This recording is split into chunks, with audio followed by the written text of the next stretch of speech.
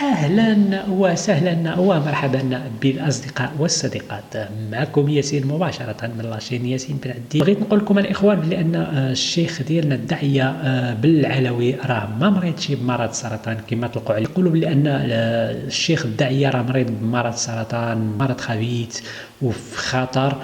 لا لا لا، نخليكم مع المقطع ديال بالعلوي ديال الشيخ بالعلوي وغادي نرجع نكمل معكم الفيديو.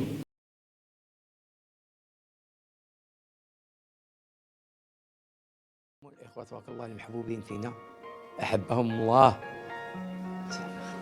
يوم القيامة تحت ظل عرشه يوم القيامة.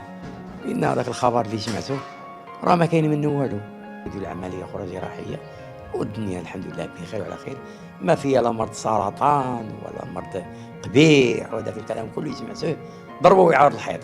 الإخوان الشيخ ديالنا الحمد لله دار عملية وتمت بنجاح، والشيخ ديالنا كان مريض غير مرض النبولة، كان عنده شي حجر في الكلاوي وداك الحجر هبط له الكلاوي ودار عملية حيد داك الحجر، وإن شاء الله كنتمنوا له الصحة والعافية إن شاء الله ويرجع لنا كما كان. انا من الشخص اللي كيعجبوه هذا الشيخ هذا، يعني انا ديما كنتصنت لي فيديو ديالو وراه ديجا بارطاجي جوج الفيديوهات ديالو، وان شاء الله باقي لي فيديو ديالو غادي نبارطاجيهم ان شاء الله. وكنتمنى من الاخوان انه يدعيو معاه بالشفاء العاجل ويرجع لنا ان شاء الله سليم.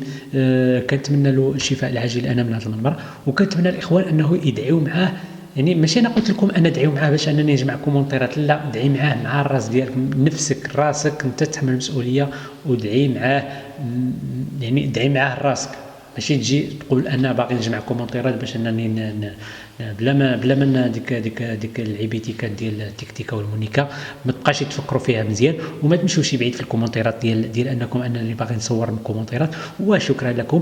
كنتمنى الاخوان اللي باقي ما تابوناش يتابونا، اللي كنتمنى الاخوان اللي مازال ما فعلش الجرس ويفعل الجرس راه باقي هوك الفيديوهات. وشكرا لكم اصدقائي والصديقات، وشكرا للجميع. وما تبقاوش تطلقوا الاشاعات وتبقى تقولوا باللي اي واحد مريض وتمشي وتسلطوا عليه الضوء وتقولوا شي كذوب وشي حاجه ما كايناش.